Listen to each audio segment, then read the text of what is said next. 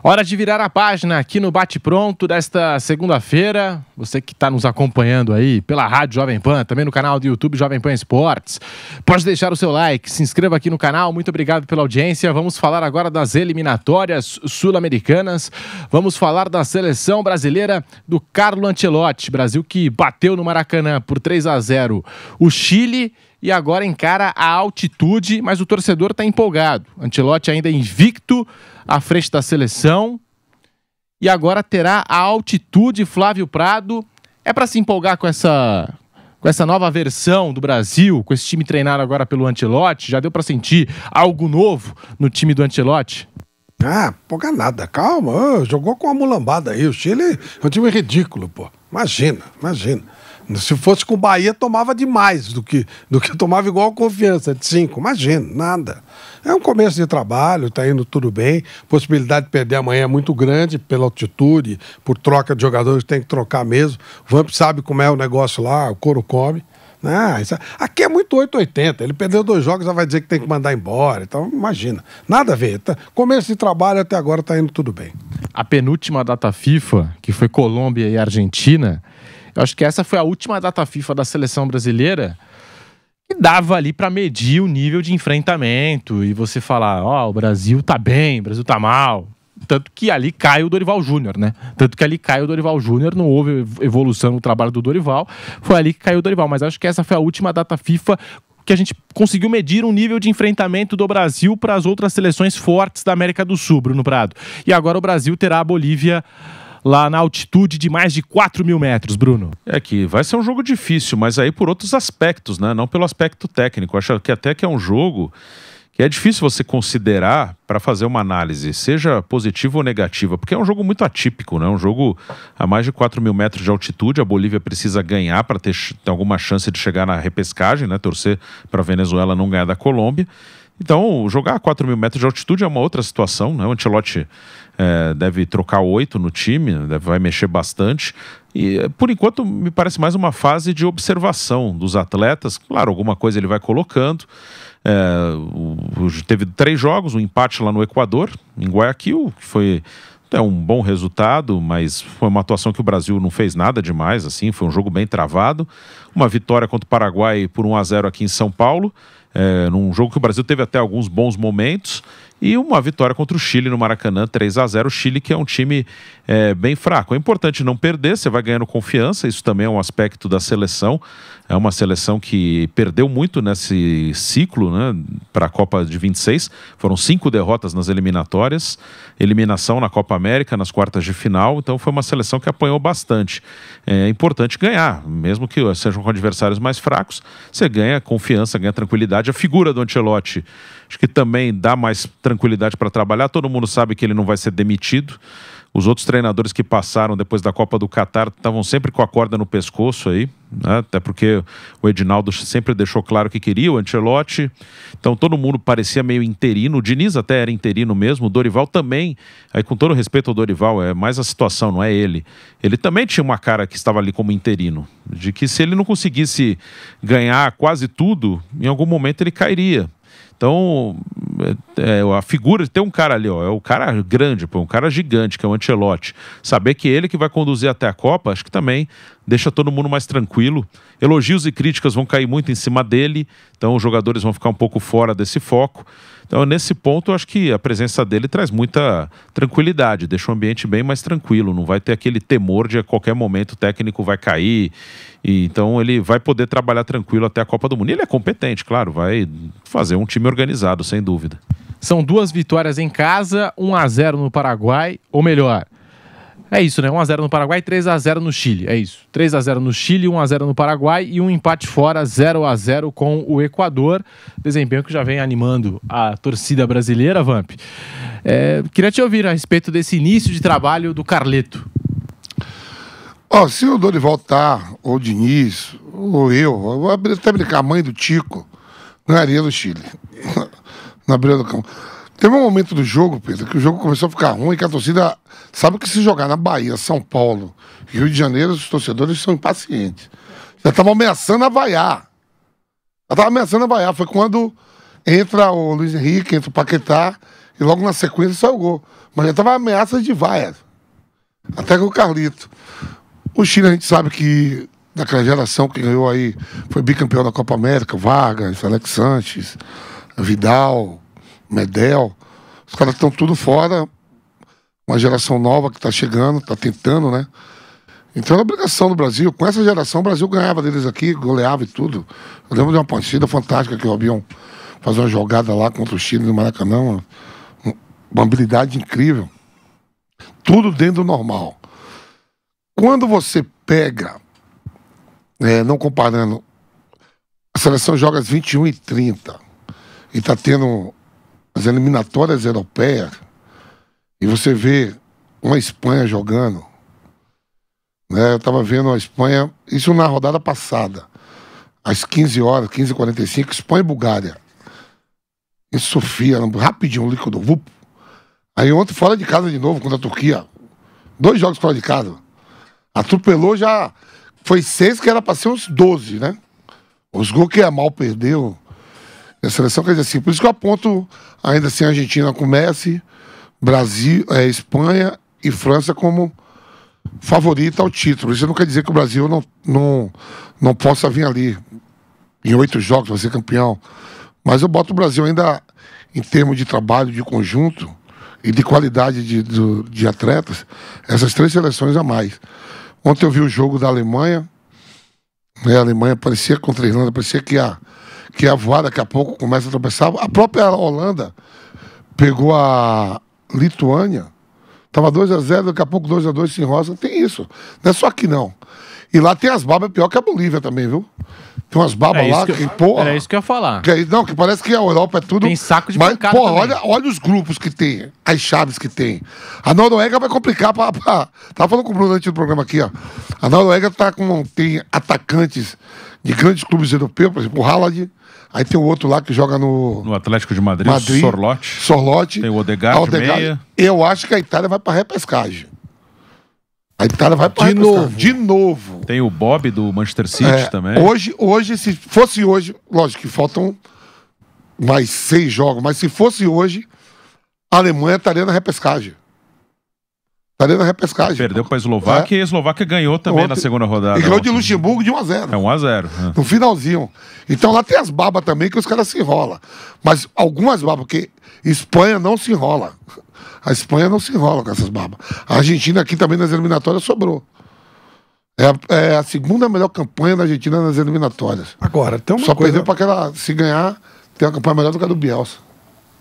De 2002. De 2002. Tem uma coisa assim que é muito clara e todos nós já vivemos isso.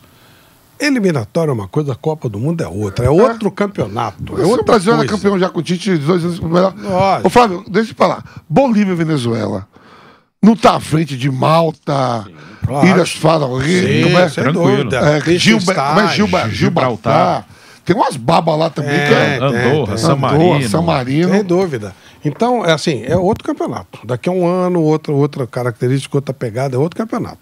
O Vamp mesmo fala da seleção 2002, tomou porrada pra caramba na eliminatória. Mas quando ele jogava, a seleção brasileira voava, né? Não, mas voava. Eliminatória. Mas quem voava o quê? Só tomou porrada. Tomou porrada Tô pra brincando, caramba. eu tô ironizando, não. Porque a galera às hoje vezes puxa toda assunto hora com você e isso. fala, não, Vamp, lá na sua época na seleção vocês só ganhavam. Não, né? então, ele bem, eu tava vendo o jogo, né? Filantrópico, fui ver o jogo do Brasil, que as coisas de seleção, país, é muito filantrópico eu. Muito amor ao meu país. Aí eu tava vendo com uma turma que falou assim, da sua época, você vê, um jogo 1-0, um jogo desse ruim, eu digo, nós perdíamos mais que os caras, viu?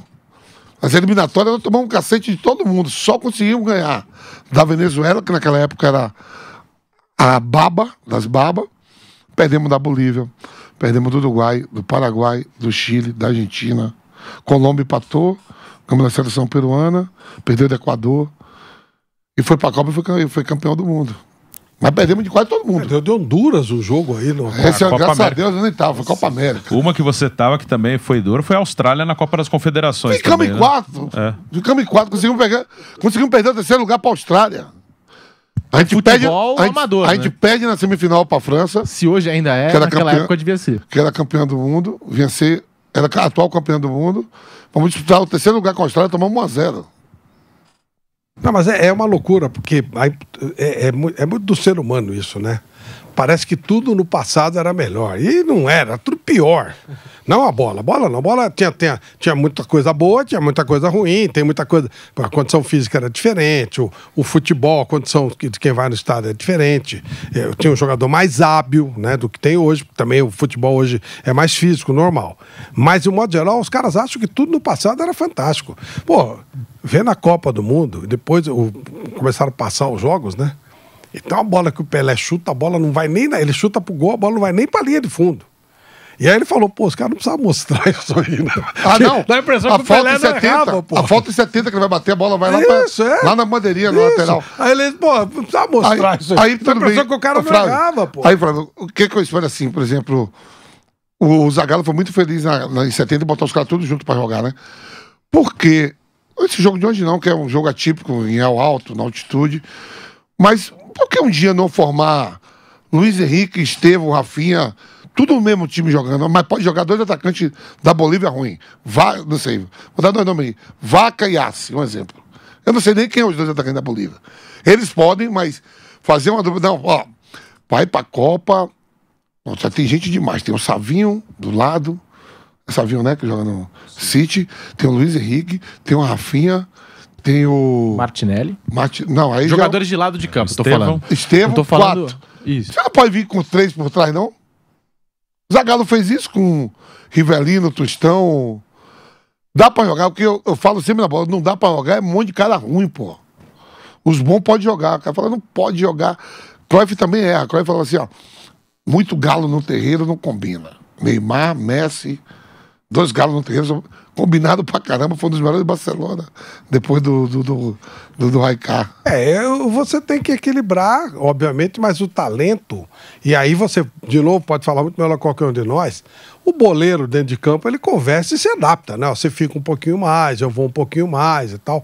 Aquele famoso lance do 4º gol do Brasil na Copa, que o Carlos Alberto vem por trás, aquilo foi combinado dentro do campo, pô. Eles conversaram entre eles, o Zagallo não fez observação, aí eles começaram a perceber que dava espaço para subir por ali, porque a Itália estava precisando sair, né, ir pro jogo, e tinha um espaço, e aí o Jairzinho fecha, né, que ele fechava muito, e abre espaço pro Carlos Alberto correr, que era uma coisa meio fora do padrão, o lateral não subia. Vamos supor que, até com o Ancelotti na beira do campo, que esse jogo não fosse em El Alto. Vamos supor que esse jogo, o Brasil joga 2 partidas seguidas aqui. Se esse jogo fosse hoje na Fonte Nova, no Morumbi, ou em Recife, pelo que jogou o Luiz Henrique, Estevão faz gol, Rafinha não foi mal, como é que ele escalaria esse time? Sabe? Vou tirar o Martinelli, botar um cara lá com a própria perna canhota lá. É isso que eu tô falando, Bruno. Sim, podia Você ser. Entendeu?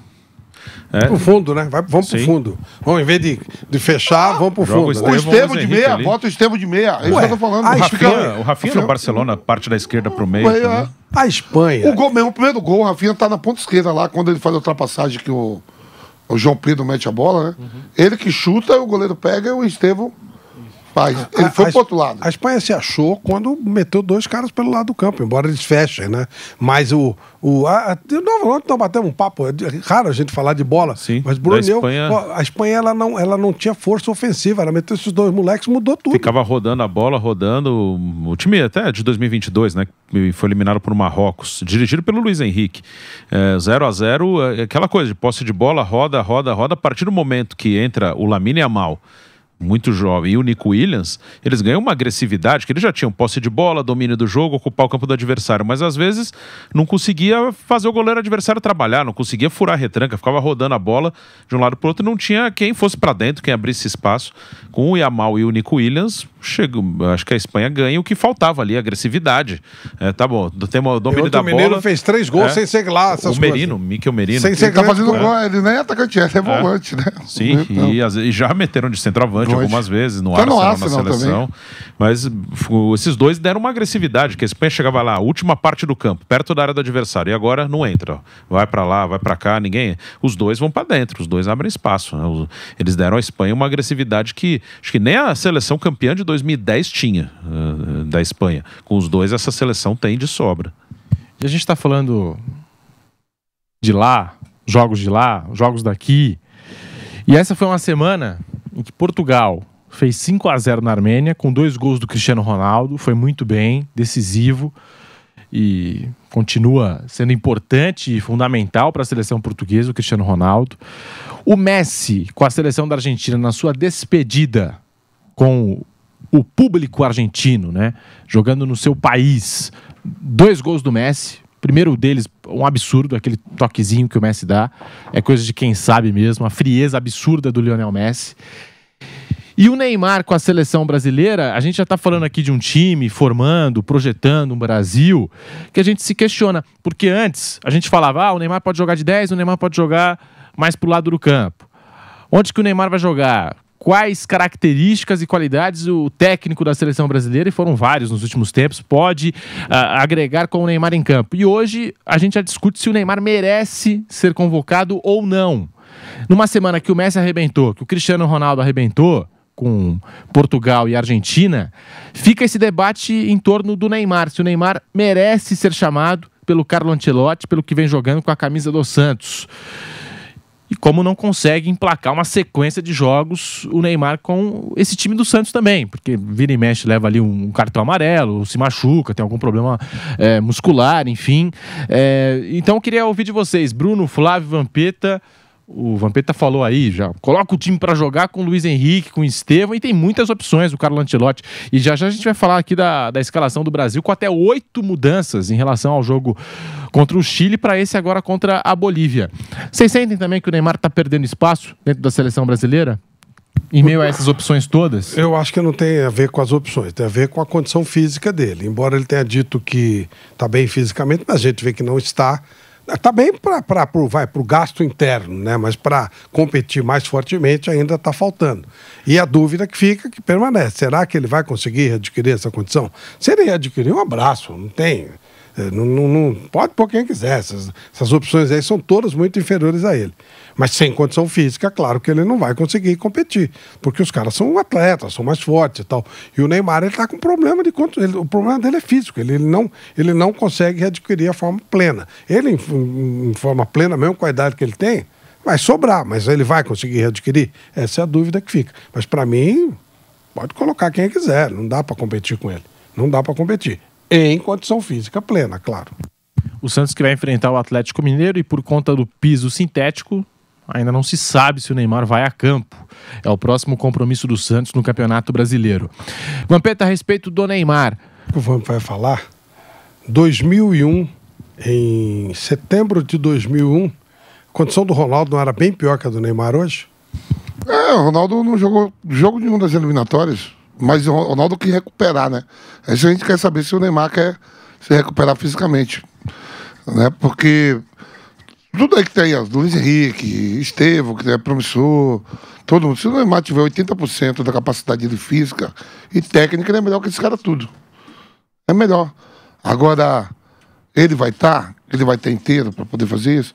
Você vê que os caras inteiros foi um vareio da Argentina. Depô, McAllister, os caras inteiros. Se a gente falar de condicionamento físico, todo mundo inteiro, Brasil e Argentina lá. Você viu o Wesley falando? O Wesley deu entrevista falando, poxa, a gente foi enfrentar a Argentina lá, todo mundo parecia o Messi, estava no seu dia Lionel Messi, os jogadores da Argentina, todo mundo ali, ó. Mas lá em cima. Eles são campeões mundiais e vai pegar o Brasil, e pegou aqui na Copa América também, né? Foi do campeão da Copa América, né? Então os caras estão voando. E o Messi nem jogou aquele jogo. Né? E são atuais campeões. Então, quer dizer assim, se os caras que estão em forma, pegou a Argentina desorganizada, não conseguiu o Neymar fisicamente, porque em algum momento a Copa do Mundo não é Andorra, não é Ilhas Farol, sei lá. Capaz de aparecer algum desses, viu? Com 150 times lá, pô, capaz de aparecer uma baba dessas. Aí você vai pegar os times de segundo escalão ali na Europa, Suíça, Dinamarca, Sérvia, tudo jogo duro, pô. Tudo jogo difícil. Se você não estiver bem fisicamente, você não pega na bola. E nós vamos ouvir aqui o Carlo Ancelotti falando sobre o duelo desta terça-feira contra a Bolívia. E essa questão da altitude, né? Uma experiência nova na carreira do Carlo Ancelotti. O Carlo Ancelotti fala, você acompanha aqui na PAN. A ideia que tenho é mudar um pouco, não só os jogadores. Agora estamos treinando, evaluando o cansancio dos jogadores. Depois temos que considerar que tem uma componente que temos que evaluar. Isso pode mudar a estratégia do jogo, obviamente. Estou buscando informações para jogadores que han jogado aí, mas eu não tenho muita experiência nisso. Só uma vez em 86 joguei o Mundial, mas temos que considerar que o equipo nacional de Brasil jogou aí muitas vezes e muitas pessoas que trabalham agora aqui têm experiência, os médicos, os físios, os jogadores. Então, não é nada novo para o equipo nacional. Pode ser para mim, então eu tenho que confiar nas pessoas que têm mais informação que eu. E a ideia que temos mudar un poco la estrategia, sí, y también algunos jugadores. Considero eso una experiencia muy bonita. Nunca he estado en Bolivia, nunca he estado en La Paz. Para mí es una experiencia importante y tengo ganas de hacerlo. Tengo ganas que el meu equipo pueda hacer un buen juego a mañana y, como siempre, el objetivo es ganar el juego. Pero encantado e com ganas de chegar a Bolívia. Você falou que para você vai ser uma novidade estar na altitude, que você tem ouvido bastante o pessoal da CBF, que já viveu essa experiência, e há pouco tempo o seu filho, David, viveu essa primeira vez na altitude. Gostaria de saber se você conversou com ele sobre esse assunto também. Bueno, eu converso com meu filho todos os dias, então... Pero no falamos só de futebol, falamos de muitas outras coisas, pero sí me falou de sua experiência, é uma informação mais. He falado com outras pessoas, jogadores, treinadores, então temos toda a informação necessária para tentar não equivocar-se. Tá aí a palavra do Carlo Ancelotti. Vampeta, você, na sua experiência como jogador, já jogou na altitude. Alguma passagem aí da sua experiência como jogador na altitude? Qual dica você pode passar para o Ancelotti, para os jogadores da seleção brasileira? Como tem muitas caras novas, né, e tá cheio de opções o Ancelotti, tem jogadores que muitas vezes nem passam aqui pelos clubes brasileiros, né, e depois despertam na Europa, são convocados para a seleção. Então eu acredito que pode ser uma experiência nova, não só para o Ancelotti, mas também para muitos desses jogadores, né, que não tiveram aqui uma passagem, digamos assim, tão marcante pelo futebol brasileiro, pelo futebol sul-americano, depois despertam lá fora, vestem a camisa da seleção brasileira e podem encarar um jogo desses, né, em altitude. Então, Pedro, a Bolívia é um país, né? A Bolívia não é todo lugar que tem altitude, né? Você vai em Santa Cruz da Serra, cai embaixo, né? O Brasil vai até chegar 3 horas antes do jogo. Eu já fiz de tudo, já fui lá com o Goiás, já fui com a seleção brasileira, já fui com o Fluminense, já fui com o Corinthians. E a bola fica rápida mesmo. Você perguntou algum evento. A gente perdeu da Bolívia lá nas eliminatórias de 2002, 3-1. O Marcos tomou um gol quase no meio campo do Valdiviesco. Batia na bola como ninguém. A gente veio em partida de Sul-Americana e na própria Libertadores, o Strongs, quando joga lá, e o Bolívar faz um estrago. O Atlético Paranaense já saiu de lá com 5-0, o Flamengo já voltou com 3. Mas tem um negócio que eu fico... Argentina tomou porrada. Seleção da Argentina. E agora eles estão jogando em alto mais ainda, e depois que eles começaram a jogar acima de La Paz, eles ganharam 3 jogos. Mas tem uma coisa que é muito do psicológico também, porque assim, não é... Você acha que os 23 atletas da Bolívia jogam em alto, em time de lá? Não. Sabe? Eu já vi falar que a seleção peruana quer levar para Cusco agora também lá, para jogar, para ver se faz a diferença. Mas o psicológico é o seguinte, tem muitos atletas que atuam abaixo do nível normal, no nível do mar, e jogam lá na Bolívia pela seleção e parece que vivem lá. A gente já vai com esse negócio do psicológico, é foda mesmo, a bola fica rápida. Você sabe que o Dusan Draskovic, o cara que mudou o futebol do Equador, Eu fiz uma entrevista com ele em 89 na Copa América. Falei, pô, como é que a seleção, né, do Equador, que era uma babinha, né, virou uma seleção competitiva e hoje talvez seja a terceira do Brasil, da América do Sul, ou quarta. E ele disse o seguinte, que tinha esse problema mesmo no Equador, Quito e Guayaquil. E que eles faziam a convocação e o cara de Guayaquil ia jogar em Quito e sentia dificuldade mesmo. Sentia dificuldade. Aí o que ele fez? Ele montou 2 seleções, estou falando da época, né? Ele montou 2 seleções, uma para jogar em Guayaquil e outra para jogar em Quito. Quando jogaram em Guayaquil, ele metia os caras que jogavam lá. E quando era em Quito, ele jogava com os jogadores que estavam mais habituados. Tinha exatamente esse problema. Agora hoje, com todo mundo jogando fora, aí é complicado, né? Já complica mais para você fazer. Porque tem jogadores bolivianos, Flávio, que atuam no futebol dos Estados Unidos, atuam em outros lugares, são convocados e vai e atua em La Paz ou em El Alto como o brasileiro está indo, como o uruguaio, o argentino. É isso que eu estou falando, o cara não vive lá. Ele também deve sentir isso. Mas, por exemplo, aí você viveu isso. Você jogava na Holanda. Quando você chegava na Bahia, você sentia tanta diferença ou porque você já vivia lá, a diferença não era tão grande como, por exemplo, um holandês que vem pela primeira vez para o Brasil? Sente, pô. Eu joguei uma Copa das Confederações, a gente perde a final para o México e a gente pega a Alemanha na semifinal. Sinceramente, o jogo contra a Alemanha lá no México era tipo 2 horas da tarde, 3. Pô, eu passava pelo Matheus e pelo Bala que parecia que não tinha ninguém em campo. Não é isso que eu estou dizendo. Por exemplo, eu quero dizer o seguinte, você morava na Bahia. Aí você foi para a Holanda. Então você vivia no calor, né? Tua vida, tua família, tudo. E aí você volta da Holanda para cá. Você se adaptou de novo ao calor rapidamente ou quando você voltou, você sentiu dificuldade? Não, acho que... Não, já era adaptado para jogar essas paradas todas aí. Por isso que eu tô te falando. Pode ser que o cara que morou na Bolívia, na altitude, quando ele volta, a dificuldade é menor que o cara que não morava lá. Quando eu venho pro Corinthians, que eu chego no Corinthians em 98, eu joguei em Kiev, contra o Dinamo Kiev, pela Liga dos Campeões, peguei -7. Quando eu chego no Corinthians, faço o exame, 3 dias depois eu vou jogar em Prudente. 40 graus. O jogador, ele é adaptado ao país. Eu acho que o cara que, no lugar onde ele nasce, pelo período que ele fica, 10, 15 anos da vida dele, a adaptação dele é mais fácil do que o cara que nunca foi lá. Nessa coletiva aí, que eu vi a coletiva toda do Ancelotti, perguntado para ele, agora você vai na altitude, você conversou com seu filho, ele fala, né, conversa tudo e tal, conversei com outros treinadores e tudo, perguntando ele como é esse clima, a seleção brasileira jogou no Maracanã, e vocês treinam em Teresópolis. Em Teresópolis a gente sabe, a gente brinca lá. A gente fica lá na concentração. Será que o russo que a gente fala, o Nevo, ele vai deixar a gente treinar? Será que a gente vai ver o dedo de Deus que tem lá? Porque lá é frio.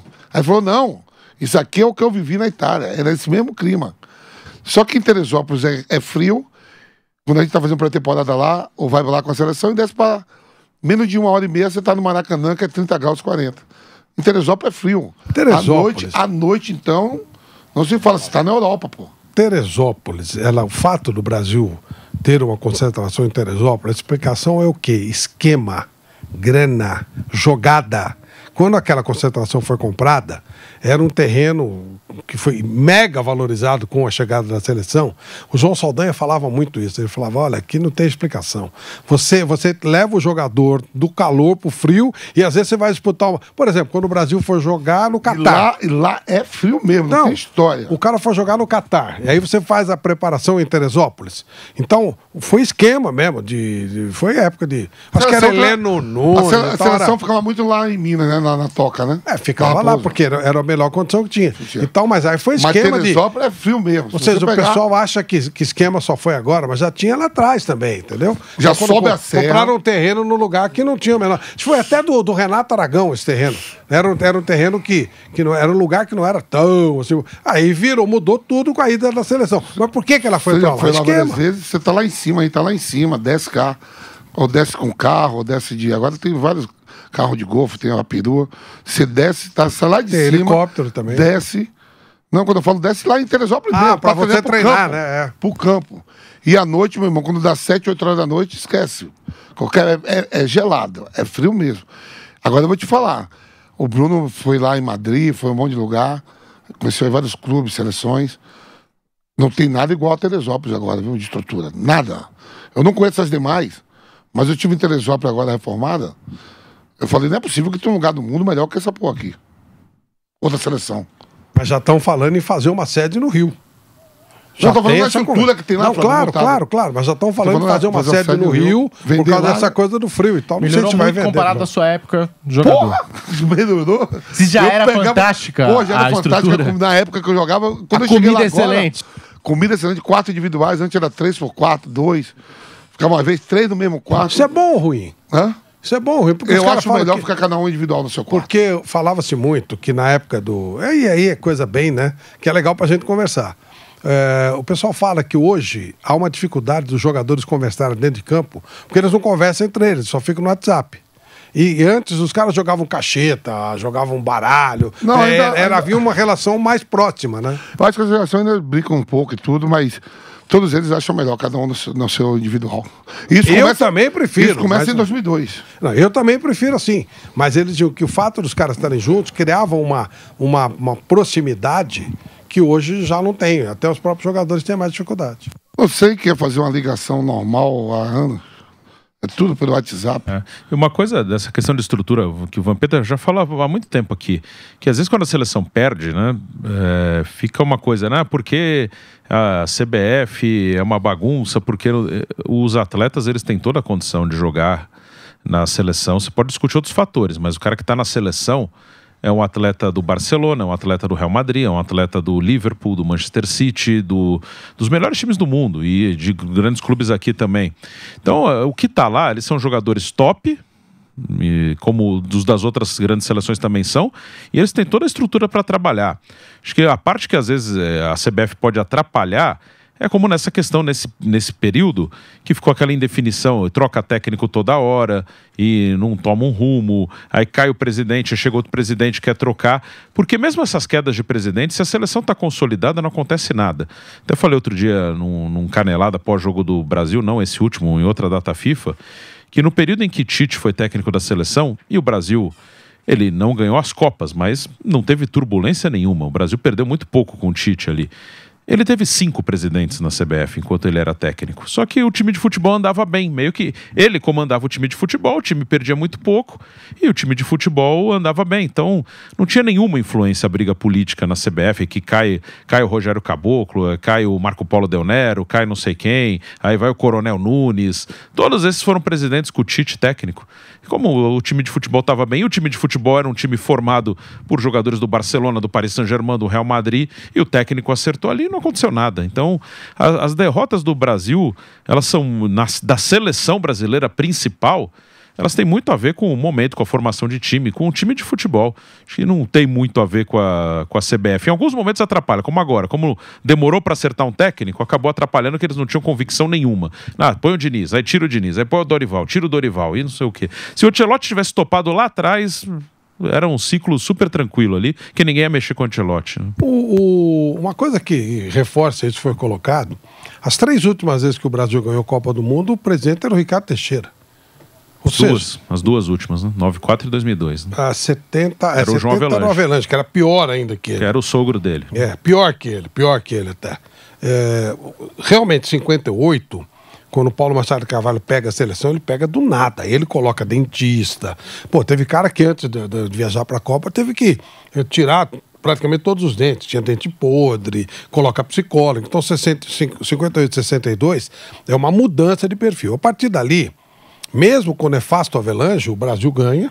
E com o nefasto Ricardo Teixeira ganha. E o Vamp sempre fala, os caras nem se metem nisso mesmo.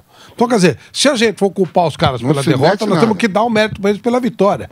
E o Avelange não teve nada a ver com a vitória de 70, como o Ricardo Teixeira não teve nada a ver com as vitórias de 94 e 2002. Eles tocavam lá e o cara ia tocando a vida. O Ancelotti, você vai ver, logo ele vai falar, perguntar sobre a estrutura. Eu não sei, ele não... Sempre trabalhou no Real Madrid e tudo. Estrutura que a seleção brasileira dá, ninguém dá no mundo, não. Se tiver outra, que tem a estrutura que a seleção brasileira tem, de logística, de tudo, perguntou ao Rodrigo Caetano. Perguntaram sobre o Rodrigo Caetano e falou, pô, eu cheguei tudo aqui, é uma coisa de outro mundo mesmo. A própria CBF lá na Barra da Tijuca é coisa de outro mundo, pô. O presidente Ele nem vai lá, né, Vamp? Não tem isso aí, né? Não tem. O cara vai lá quando muito... Eu acho que quem foi mais lá foi o Tite, nesses anos que o Tite ficou. De que o Tite todo dia lá bater cartão. Ele ia trabalhar lá na CBF. Não, eu lá. digo na hora da preparação. Dos Não, jogadores, que então. nem aparece. Não aparece, né? É o que eu tô falando. Não Na tem Copa do diferença Mundo, nenhuma. na Copa do Mundo eu vi o Tem Ricardo diferença Teixeira, o Américo, o seu Américo que cuidava de tudo. E o Ricardo aparecia uma vez ou outra, com o Marco Antônio Teixeira, que Deus o tenha. E pra dar um abraço, pra fazer um Não H, o participava lado de político. nada, não, bem distante.